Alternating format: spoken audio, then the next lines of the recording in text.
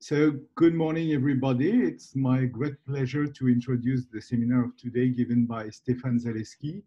Stéphane has decided to give his talk in English, so I will do also, for reasons he's going to explain, and I will also do the same for the introduction. So as everybody knows, Stéphane Zaleski is a world-renowned scientist and also the former director of our lab. Among the fields in which he had important contributions is the study of the dynamics of drops and droplets. So in this time of outbreak, in which the disease COVID-19 is essentially transmitted through droplets that are emitted while we are breathing, talking, sneezing, coughing, it's no surprise that Stéphane felt inclined to deepen the subject. So I will let him start. Before that, I would like to ask everybody to mute their microphones and to use the function raise my hand in case they have a question, even in the middle of the talk, if Stéphane agrees, of course. So Stéphane, we're all looking forward to listening to you. Hello, thank you, Patrick. First of all, I would like to make some remarks about why the seminar is in English. I really, but before even that, first of all, welcome to my home. That's the consequence of working from home. I don't like the artificial backgrounds like Einstein's library or etc. So you see my files and my paintings from home. The seminar is in English because I really believe in a vision of the scientific community with exchanges which are free and as frictionless as possible. And the way to do that is to have an international language and to welcome all people in that language in all circumstances. Of course, it's also very nice to have meetings and courses in French, and I really feel sorry about imposing to those of you who are not comfortable in English, the English language, but I think I'm making a sort of statement about this fact that we should communicate in English, and it's a statement I made also when I created the master program in English for fluid mechanics, and I'm continuing it here. So this being said, there is another version of this seminar in French, which is available on the website of our applied math laboratory at the university, the Laboratoire Jacques Williams. On their YouTube channel, you have my seminar in French. And second, the slides will be in French because they were prepared for that other seminar. I didn't have the time to translate them all in English, and also then it will balance the French words with in the oral with some French words in writing. Okay, so contamination by nanoscale and microscale aerosols. In fact, aerosol is a word that needs to be defined. It means a mist, a spray, a cloud of small droplets, very small droplets that are partially evaporated. And so this is really a term that needs a lot of explanation. I want to give a point of view inspired by the research we did on continuum mechanics and mesoscopic physics. In fact, why I'm giving this seminar at all, there are many reasons, but one of the really surprising reasons is that at the center of the study of infectious diseases, there is the study of droplets and atomization. So I'm started doing atomization to model the Ariane 4 rocket, and it also applies to cars and all sorts of other things, and to the spray on the ocean and climate change, etc. But it also turns out it's super important also to understand infectious diseases. And so the COVID crisis brought something here, but in fact, it's a very important fact even before the COVID crisis. In fact, if we think really about our situation now, we are relatively lucky because we have had an episode of a disease, a pandemic, that mostly affects very old people, and for which the mortality rate after all is not so large. We could have had much worse. We could have had episodes of a new strain of flu, which would have been much more dangerous. And in fact, if you read this text from a very well-known paper on the mathematics of epidemiology, you see that if a strain similar to the 1918 pandemic influenza emerges within the next several years, so that was written in 2009, 10 years ago, it is likely that an effective vaccine will not be available. Well, that's clear. Antiviral drug supply will be insufficient. Well, in this case, we have no antiviral really working. And hospitals will be too overwhelmed to treat most cases. So this is exactly the situation that we have now, but it could be even worse. So even if we master COVID, we still have the danger of another pandemic ahead. So we still need to understand better what aerosols do, what droplets do, etc. And this is one of the ways physicists can approach the issue. And I was discussing with one of the members of our lab who studies the flute and has similar devices, like Benoit. So it's not as elegant and as musical as a flute, but you pump some fluid in this cavity and you deposit mucus at the bottom, and you use this valve here to tune the flow so it looks like a cough or a sneeze, and then you look at the droplets. And so that's the kind of things we want to study. And it will be, as I said already, available for many respiratory diseases: tuberculosis, flu, cold, SARS-1, SARS-2, which is the current one, Middle Eastern respiratory disease, and so on. Some of them are more lethal, others are less. But in all these cases, we want to understand the propagation by droplets. Another thing that motivated me very strongly for this seminar is that there was actually an exchange among some people in our lab. There's a sort of controversy about whether the disease is transmitted by big droplets, so some kind of, say, millimeter-sized droplets that you expectorate, and then they fall to the ground in almost a parabolic trajectory within 1 meter, or whether it's transmitted by very small particles that are so light that can float in the air and go far away. So these, if you read the literature, you see that some people consider that these are two modes of transmission. In fact, I don't consider these are the two modes of transmission. This is a wrong point of view. We are physicists and mathematicians, and we know that reality is a continuum. There's a continuum of behaviors and droplet sizes between the small droplets and the large droplets. So some of them go very, very fast to the ground, and others travel very far, and it's a complete continuum. But nevertheless, the doctors, like the medical doctors, like to think in terms of this dichotomy.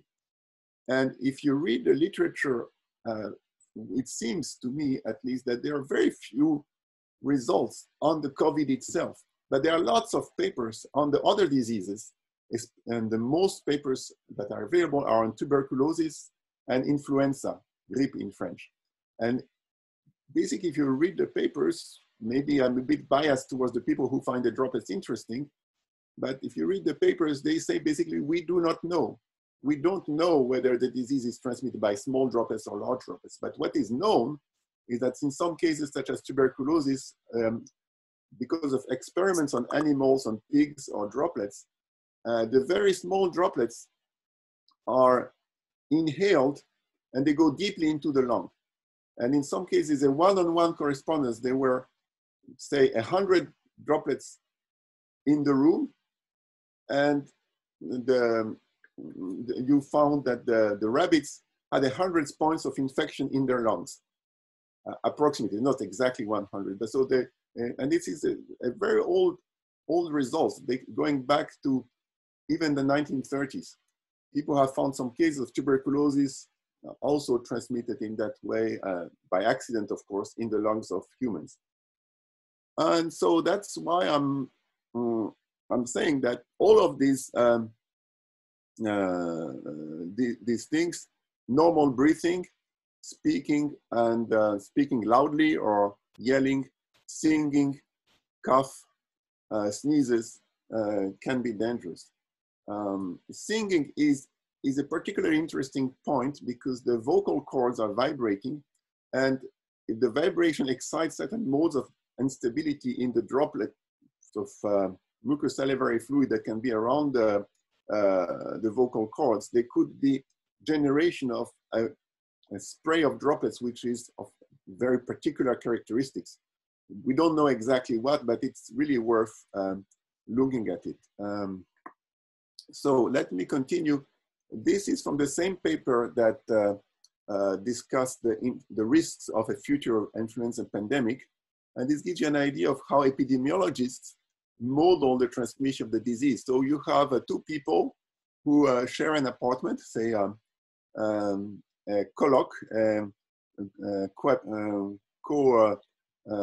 habitation between two students. They have each their bedroom and a living quarter. And the question is, will this one infect this one? And you see, you have all the modes are there through the air and through surfaces, through the hands going to the nose and the eyes, by inhalation going deep into the lungs, etc. And then what we can do as physicists for the people who do such drawings, we can detail what happens in one of the branches of this.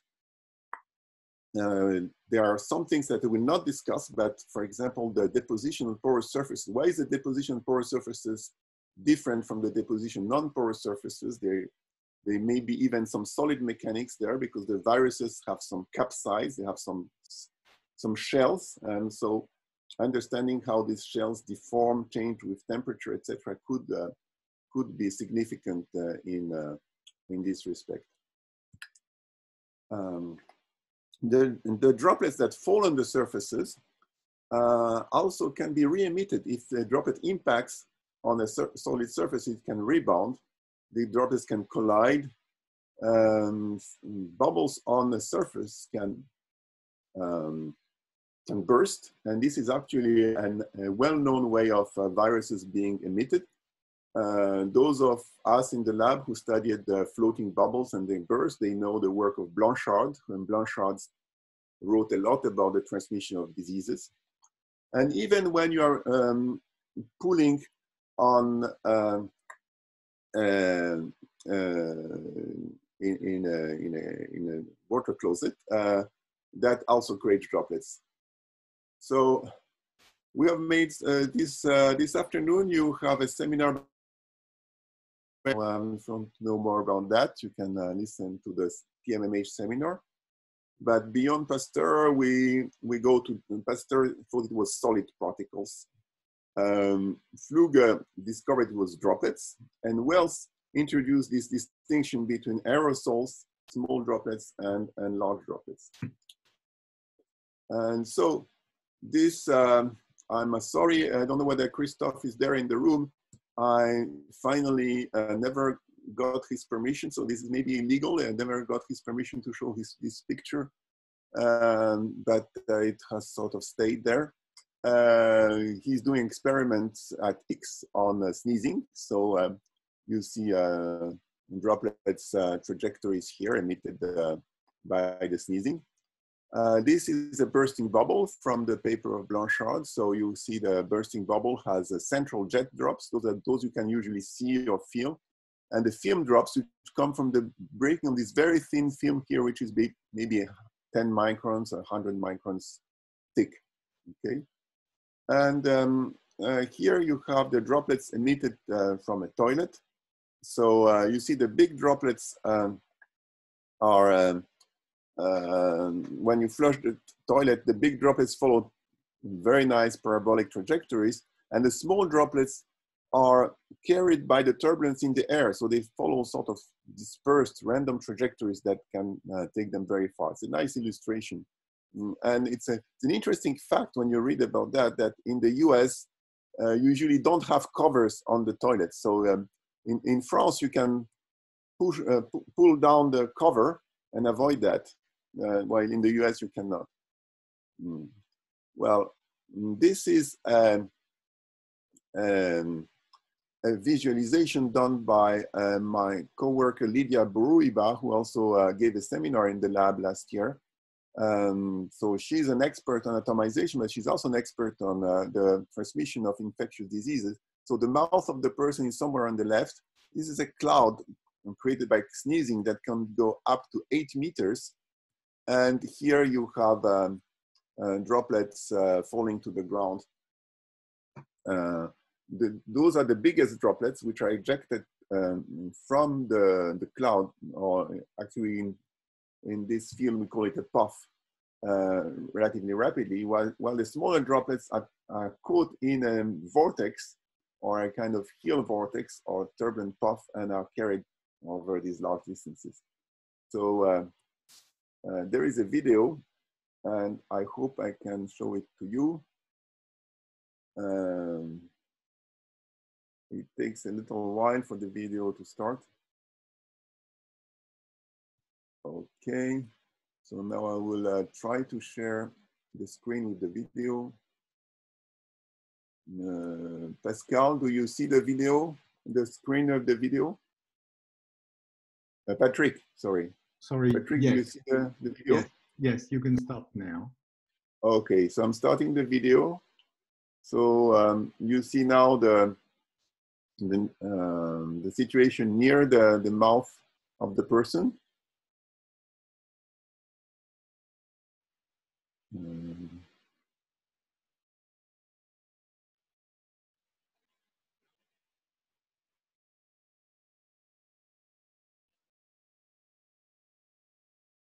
Now you see a little bit further away.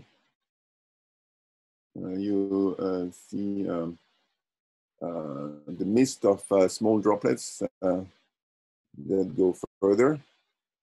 One thing that Lydia claims is that the jet goes sort of downwards, but after a while it goes back upwards because basically the air in your mouth is warmer, so there's natural convection that pushes the air up.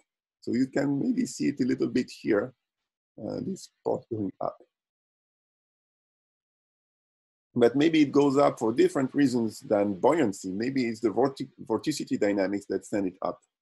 I'm not so sure about the reasons why it goes up. But if it goes up, it's very important, because if you sneeze in a hospital room and then all this goes into the air conditioning system of the hospital, then all your sneeze goes everywhere else in the hospital. So this is really bad. And so I'm going back to the seminar. So where is it here? Do you see the seminar, Patrick? Yes, yes. Okay. So here I wrote in French this, what I'd said in English during the video, that there could be natural convection. I'm not so sure about that. This is a view of the photographs, again by Lydia. And in red and green, this is the modeling we want to do of it. So we want to, the big red box will be a numerical simulation, and green objects will be obstacles we will put in the simulations, and the orange thing here is the blob we will try to atomize. So I will show that a little bit later. So the first question we ask here, and actually there will be only question in the seminar, is what is the size of the droplets that are created? Once we know the size of the droplets, we know a lot of things. The answer cannot be deterministic. It has to be statistical. And in fact, there were observations. Actually, I found out, I was greatly surprised that there was almost as much work done on atomization of cough and sneezes than serious work than was done on atomization in car engines and rockets. De Guid, they did some work in 1946, and he basically lets the droplet deposit on slides, what are slides like transparency sheets. And then he observes them with a microscope and measures the diameters of the stains. And then he does some kind of reasoning to relate the size of the droplets and the size of the stains. The reasoning is the difficult part. And because of the reasoning has some gaps, it is not really possible to have confidence in the measurements below 10 microns. There are things called disdrometers or disdromètres. These are devices used in meteorology to measure the size of droplets in rain. And but unfortunately, these are not good for us because they are limited to 100 microns. There were measurements done in the more related to rocket engines or other atomization applications done by Cartelier and Matas in Grenoble, and they were also limited. They were using optical probes, which unfortunately are also very limited. So there is really a difficulty in how to measure. Let's go back to the measurements of Duguid. Okay, so these are the measurements of Duguid. You see, this is a nice distribution with a nice central peak, and but the red line shows the limit that can be trusted. If I replot this, I will see whether we can make some sense of it. But first of all, let me show other measurements which are very frequently cited, also of sneezes and coughs. So in this case, it's cough, but there you have similar things for sneezes. By Loudon and Roberts, a bit later, 1967. It's completely different from Duguid, where Duguid had a peak, you have a gap. And this is again due to the way the measurement is done. Actually, Loudon uses a different techniques for measuring below 20 microns and above 20 microns. And he uses different transformations. So it is a really complicated story, but basically I do not trust the measurements at below 20 microns. If we plot now the diameters of the droplets and the abscissa, and in the vertical, the number of droplets times the diameter,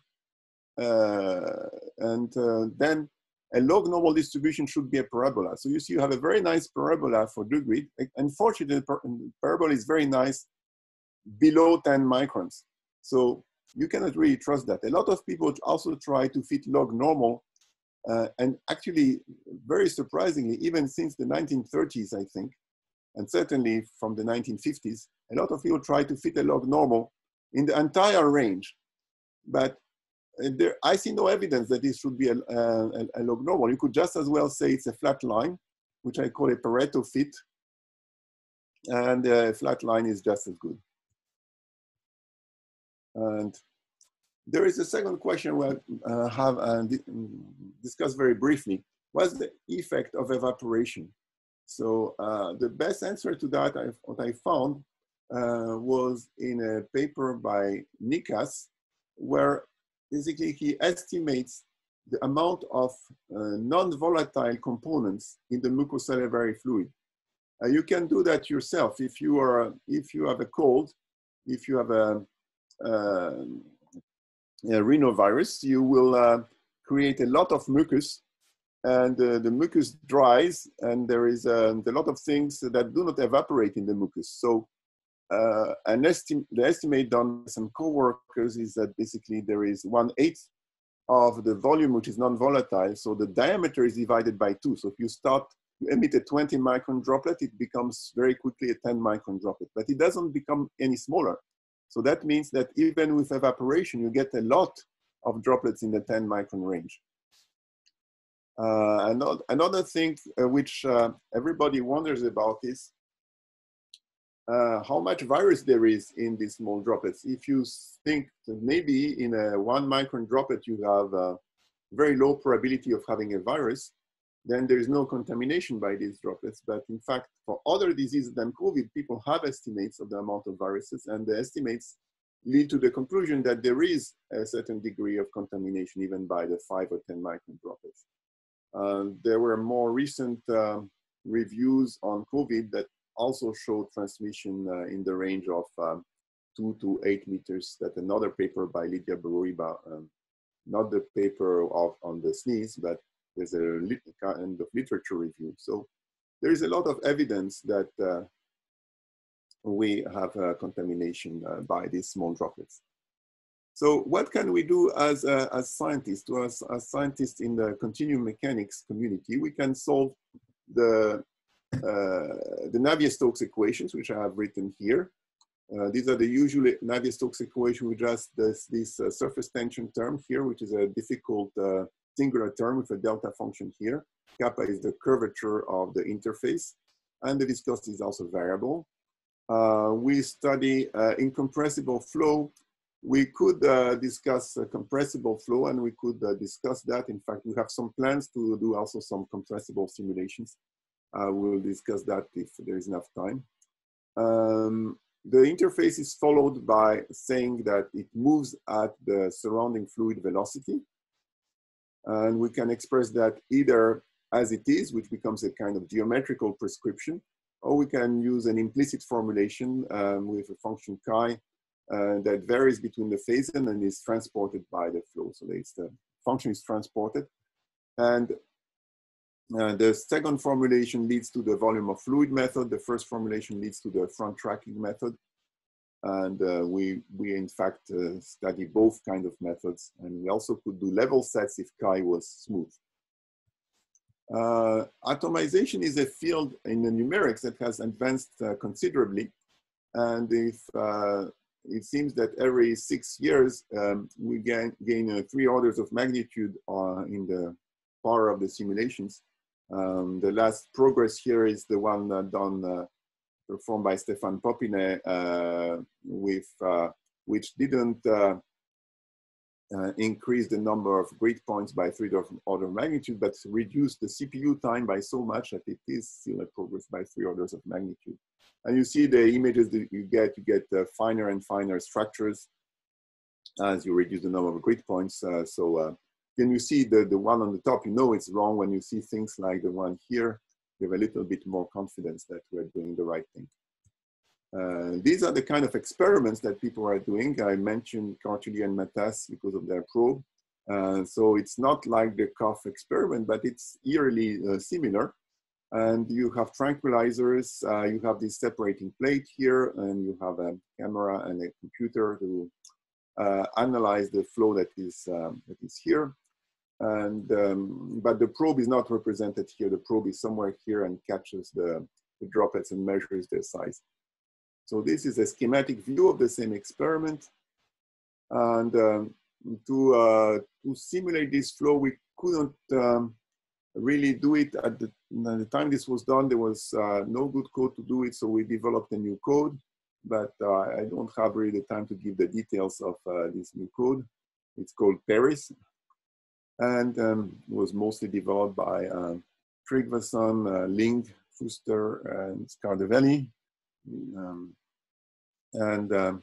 This is a synthetic case we studied, so it's not an exact air water characteristics. Now we could probably do more easily the air water characteristics, or much more easily, but at the time that was not possible. And we here have a gas stream, the liquid stream, the separator plate is somewhere here. We have a gas-gas mixing layer, a gas-liquid mixing layer, and you see some of the turbulence here. And these are the dimensionless numbers based on this previous synthetic parameters. So we have a relatively large Reynolds number of 8,000, but with a lot of grid points, this is manageable.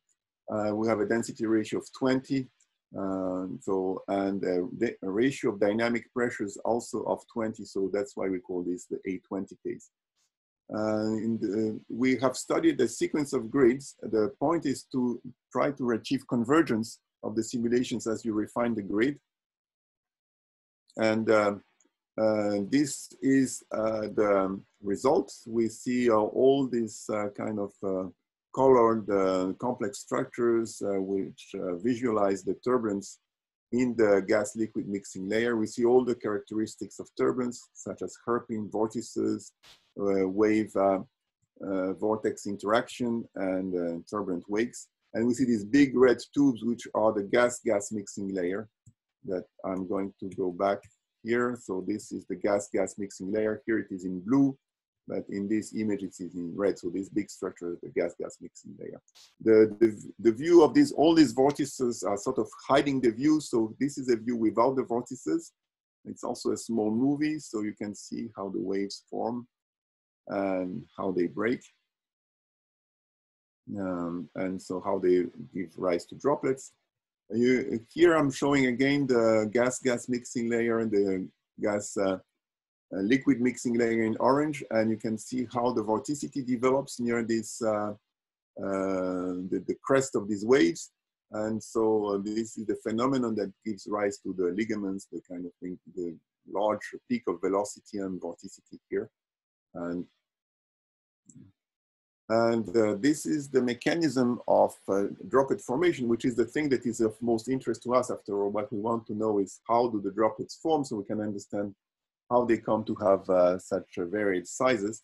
And you see there are two mechanisms. There is a one in which this structure here, which we call the Taylor-Kulik rim, it was studied in detail by Taylor and Kulik. Separately, in fact, Taylor had his own vision of this rim, and Kulik had they obtained the same result in parallel. A bit of science history is interesting here. Actually, this rim was also studied by Lord Rayleigh, but he got the characteristics of the rim wrong. So Taylor and Kulik remained in the literature. So, so here you have the Taylor-Kulik rim being deformed and leading to this droplet. We'll see this this one again soon. And here you have another mechanism, which is hole formation. So you have these holes in these circles. The holes expand, and it's the expansion of the holes which eventually leads to the formation of droplets. This is a detail of the first mechanism. This is what happened to the Taylor-Kulik rim. And then it stretches. The color here is the velocity. So this red object is much faster than the blue objects or the green objects. So it's the random velocities that stretch objects and break it. And eventually you get these droplets around 200 microns, and then have smaller droplets here, etc. I will pass on that because I don't think I really have the time to discuss that, but we studied this statistically. We studied the convergence with the grid. We studied also the statistical convergence with the number of samples. And eventually we arrive at the conclusion, I directly jump to the conclusion that the best fit we have for the finest grid is a log normal distribution with the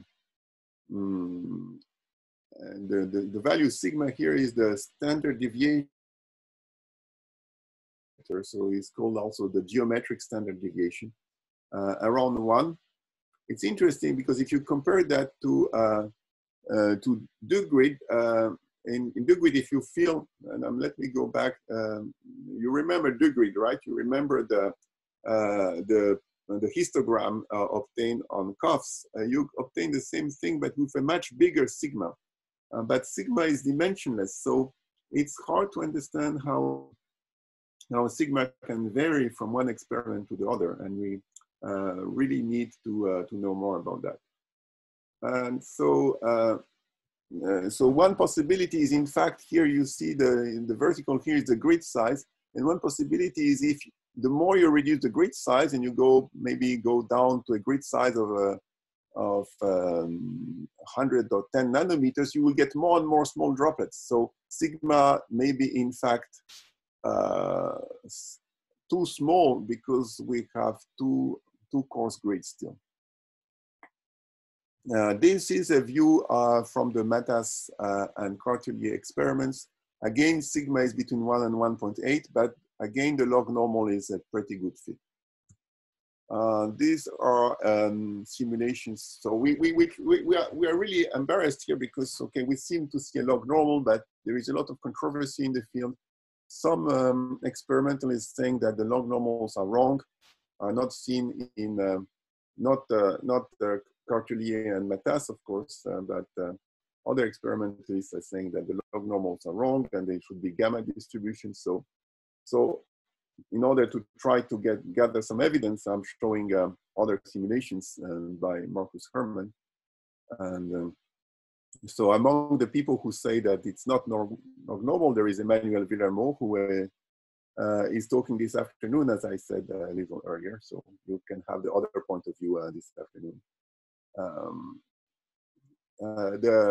This is yet another atomizing flow, phasing version that we studied with a large group of French numerical people. In phasing version, you get again a cloud of droplets. This orange fluid is light oil in water, so it's atomization of oil in water and not of water in air. But again, we get a distribution. Here it's very fiercely under-resolved. The Reynolds number are huge, or 10 to the 5, so we clearly don't have the small scales. So maybe there is a log normal that would go to the small scales, or maybe you can just use again the Pareto distribution, one of the R's that I also use for Dugrid. So this further convinces me that Pareto should be taken seriously. This is another attempt we made at looking at distributions. This attempt is not directly related to sneezes or cough because it's a much more simplified setting. It's kind of one component of the process in which the ligaments are taken individually, and well, it's a little bit difficult because I don't see, and nobody asks questions, and I don't see anybody's faces, so I'm not sure whether you're bored or not. So to try to make you unbored, Emmanuel Villermo specifically predicted the gamma distribution for this case with detailed mathematical arguments. So this is really great. When I went to MIT, I met Gareth McKinley, who also suggests the log normal, the gamma distribution for the ligaments, including non-Newtonian ligaments. He told me, you should simulate that so we can resolve the controversy between you and Emmanuel. Well, he didn't say so we can resolve the controversy, but maybe he thought it. He was very strongly thinking that. Okay, so we were at MIT together with Sagar Pal from D'Alembert. And so we did it. We simulated ligaments so we could resolve the controversy between us and Villermo.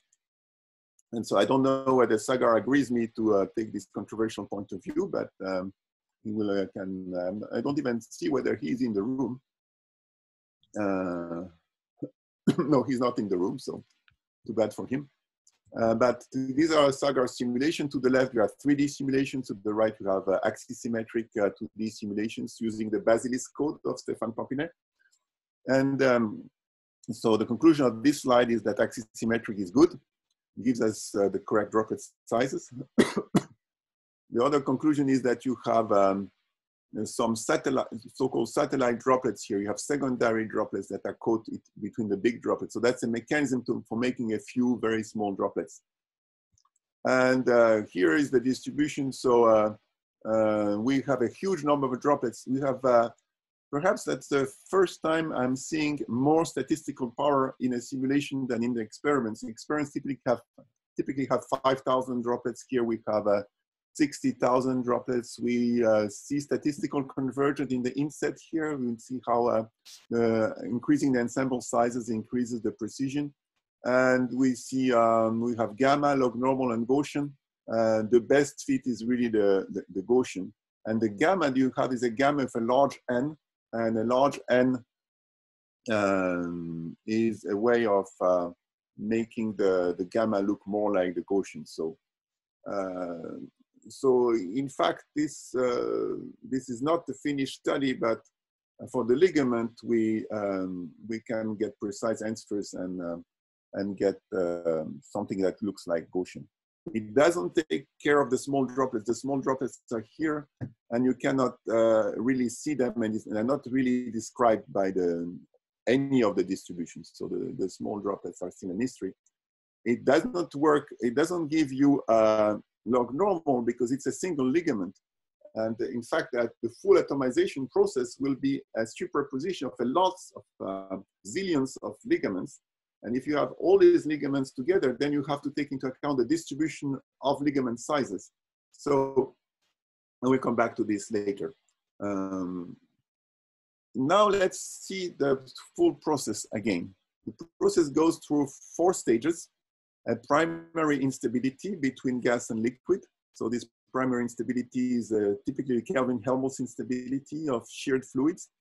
And then for Benoit, this looks like the flute also, right? Second, you have the sheets developing that you have seen in the movie, in the red movie. You have these long sheets developing and breaking. 2A, you get holes in the sheets. 2B, you have destabilization of the Taylor-Kulik rim. 3, you have ligaments floating in the air. 4, the ligaments destabilize. And finally, the final distribution is a convolution of the ligament distributions. So this point of view in fact, I share with Emmanuel Villermo. He says also it is a convolution of distribution, but he takes that the distribution of ligament sizes is also a gamma distribution. And to me, this is not possible. The gamma is too narrow for the distribution of ligament sizes. So, but I'll come back to this later. You could also study the process by looking at the interaction of a droplet and a shock wave. This was done with Florence Morcotte in this paper. And here with Florence, we look at this spherical droplet. You have many cases, but let's look at this case D here. You see the droplet is deforming, and then where the blue arrow is, a hole has formed. So we can study this process and show that an essential part is when the hole forms. You see it holds, and when it forms in the simulation is when we don't have enough grid points. But what we really need to know is where this hole forms in the actual physics. And so going back to this, we really need to understand this process in 2A. So I will go back to the process of hole formation, but first let me comment on the fact that we have a convolution of distributions. So we have a distribution giving a ligament of size D, and then we have the probability of having a ligament of thickness H0, the length of the ligament, the amount of time during which ligaments such as this are seen in the explosion, and we can get a lot of different compound distributions, and some of them do look like the Pareto distribution that I don't have the time to detail that at this stage. And so let me go back to the mechanism of hole formation in 2A. The hole formation occurs because you have a very thin sheet that is somehow breaks. So this is a vision of a thin sheet and several mechanisms for the thin sheet to break. So this blue thing here is water or mucosalivary fluid. It can be subject to surface tension gradients, so-called Marangoni forces. The surface tension gradients could be the cause for the breaking. That's there was a seminar actually in the lab from I think it was Neel a few months ago about that. Another mechanism could be air bubbles. Air bubbles are certainly present in fluids. We have evidence about that, air bubbles of a few microns. They could be impurities, solid impurities. They could be even bacteria or viruses. And so this raises the interesting, what a very interesting aspect of all these studies is that we want to know how the fact that the person is sick or has a particular disease or has been contaminated but is not yet showing symptoms of disease is modifying the way the droplets are formed. If, for example, when you have a cold, you have more mucus, so your fluids are more viscous, the droplet sizes change. And so as a result, you could infect other people differently. If one of the main issues in epidemiology of the COVID, perhaps the main issue is to understand who are the super spreaders. If the super spreaders are, for example, people who sneeze, you know, most, I'm certain there's something that most of you don't know, at least I knew it, but I had forgotten it, I rediscovered it, is that a way to say that someone does not have the flu is that he sneezes. If you sneeze, you have a cold. If you don't sneeze, it could be a flu. In COVID, we don't know. Actually, we have not enough knowledge about COVID, but in COVID, usually the typical symptom is a dry cough and you don't sneeze. But you have seen some reports that some people with COVID have symptoms that look at it as a cold and sneeze. So if there's a small minority of people with COVID who are sneezing, and if they're sending a huge number of droplets that can go very far, then you have it. You know what the super spreaders are. But this is very hypothetical, of course. And so one way of finding out what happens is finding how the presence of the virus or the bacteria themselves is modifying the atomization to find what size droplets you are going to see. And this is an experiment again done by Poulain, Emmanuel Villermo, Boriba, where you have this floating bubble, and at some point a hole forms in this floating bubble. You can see the hole here, and the hole rapidly expands and creates droplets. If the hole happens when the film is thin, the droplets are going to be very thin. If the hole happens when the film is thick, you're going to have thick droplets. So we need to know when the hole happens. And here on this image, I told you about the virus, and perhaps you think that it's science fiction to see the influence of the virus directly on the fluid mechanics. But here you can see an experiment by Lydia where you see the bacteria in the floating bubble. And soon we will have the virus there as well. What are the perspectives for that now? We have at least three lines of investigation. The first one is with a group of Detlef Lohse and with Palaf Kant, and I think, and others who have already been in touch with us doing basilisk studies. So this first study, in this first study, we try to simulate basically the cuff machine. So this is a view of the cuff machine I showed you at the beginning.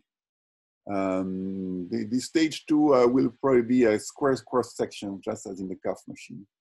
And eventually we would like to put some non-Newtonian fluid here, but we are starting with water. We would like to study the breakup of ligaments as Sagar did with basilisk, but with non-Newtonian liquids. That will be done by Cesar Peretti. Cesar already has some results, but there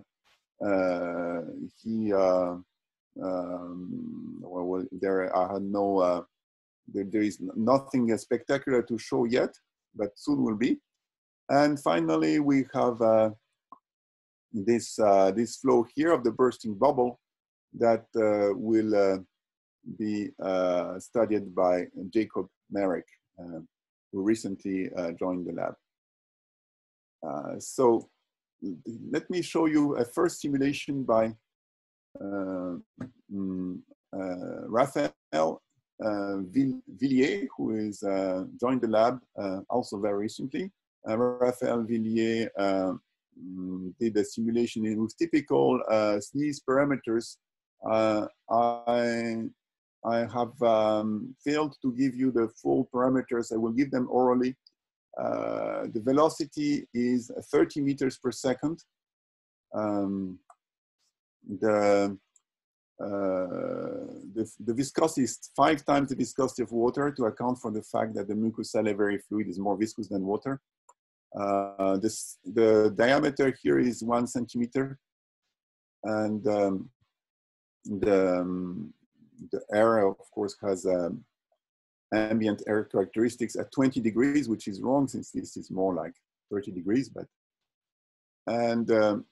we're relatively confident for these parameters. The result of these parameters is that the Weber number is around 300, which is a rather large Weber number. So we expect to see small droplets. The Reynolds number is not so large because of the high viscosity of the water. And so so we have a simulation that can be reasonably done even with small grids. So Raphael did this simulation at home with his personal computer, which in a way shows you the power of Basilisk. And this is what you see. So you see the kind of atomization, which is not perfectly well resolved and probably has some numerical errors, and then the emission of droplets. We could do this soon in 3D, but now, of course, for 3D, we're going to move to supercomputers. So this was the final slide. What's the conclusion? My conclusion is here, the reason we do simulations here is not really to find a definite answer for something, it's more to find some ideas for modeling. And here the idea we have for modeling is essentially that we have very wide distribution of droplet sizes, and the droplet sizes are controlled by the way the sheets break. So that we need to basically understand the influence of the physical chemical properties of the mucosalivary fluid on the breaking of sheets. And the second conclusion perhaps is that we clearly have a lot of evidence that there is a large number of droplets of small sizes which are transported to very large distances. And whether these droplets are sufficient to infect you, this is a question for the epidemiologists. But what we can tell the epidemiologists is that definitely these droplets are there. Thank you. Thank you very much, Stéphane. So we have time for some questions. Are there any questions?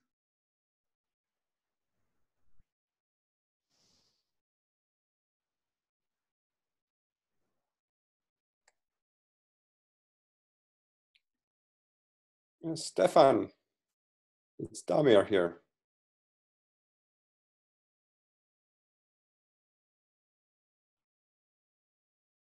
Stéphane, we can't hear you. Your microphone is shut. Yes, hello, Damir. I wanted to avoid the larceny effect, but Damir, well, pleased to see you. Yeah, nice to see you. Thank you for the talk. Just a quick question. I recently came upon a paper that by biologists saying that there's a lung surfactant, well known, that basically reduces the surface tension of fluids coming from the lungs to basically zero.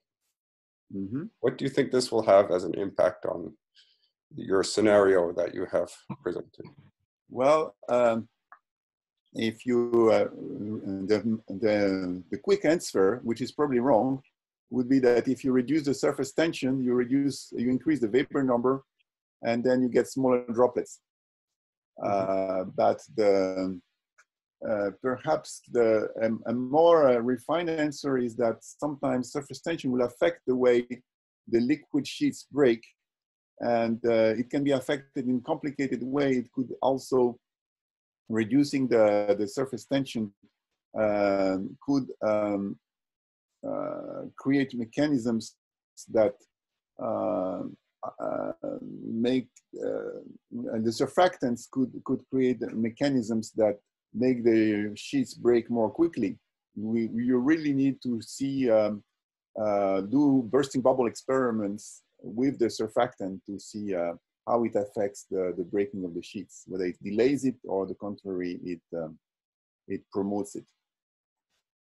It probably will decrease the number of very large droplets, but again, you would have to do the experiments. Okay, thanks. So maybe we have time for another question.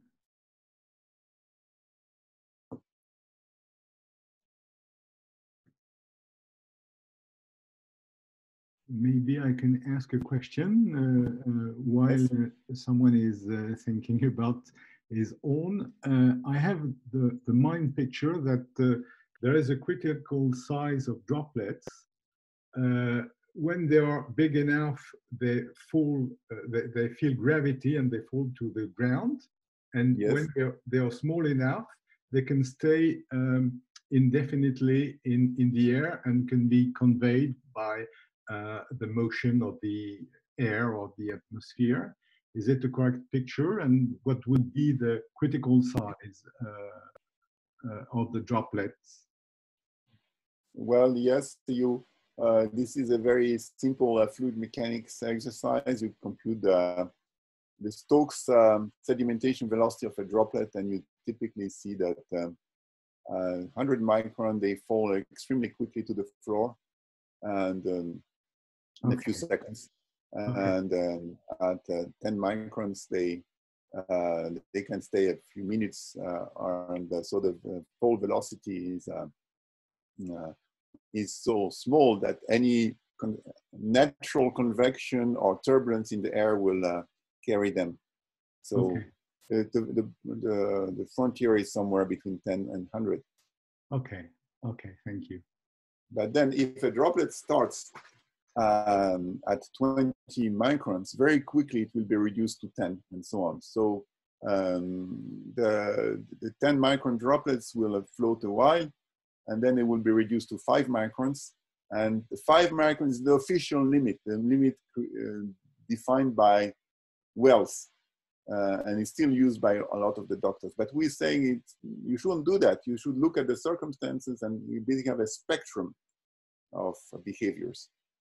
Okay, so for tiny droplets, it's not indefinitely in the air, it's a few minutes.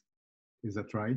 For tiny droplets, the estimates, but which I didn't see the arguments, is 30 minutes floating in the air. Okay. But you can imagine what kind of domain are you talking about? What kind of circumstance are you talking about? If you are in a room, the droplets may disperse, arrive in some regions where you have very quiet flow in the corner of the room where all the dust, they will go where the dust goes, where your vacuum cleaner finds the dust when you, maybe with confinement, your wife told you to vacuum the rooms yourself, and then you can see where the trouble is in your rooms. Maybe you do this already, so usually the dust is in the corners, so that's where the droplets will go as well. Okay. In fact, Pasteur thought that diseases were carried by dust. So there is a hypothesis done by the doctors, we call the well-mixed room hypothesis. So fluid mechanical people could really study this hypothesis. The well-mixed room hypothesis is that as soon as you expectorate, basically the droplets are uniformly distributed in the room. And then you use this hypothesis to estimate the infection rate from one individual to the other in a room. Now, if it's not a room, if it's outside on a cafe terrace, it becomes much more complicated, of course, right? Yeah, I understand. Okay, thank you very much. So maybe is there another question? Vous pouvez poser les questions en français, hein. Je vais parler en anglais pour être clair pour tous les anglophones, mais on peut faire les échanges questions-réponses en français.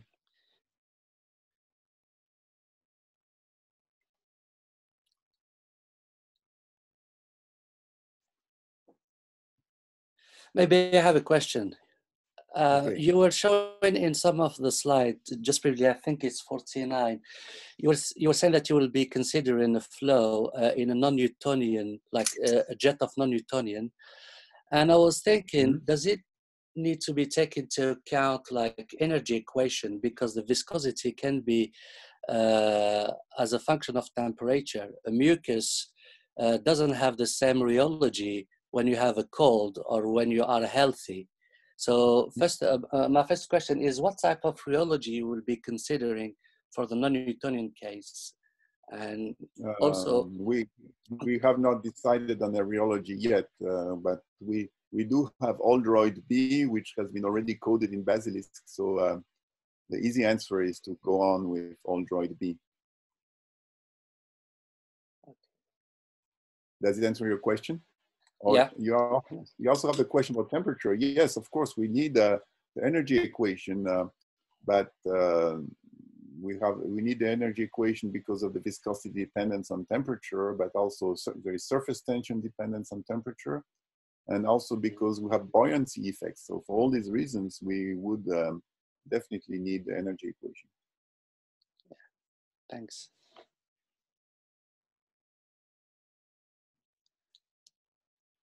One last question, maybe?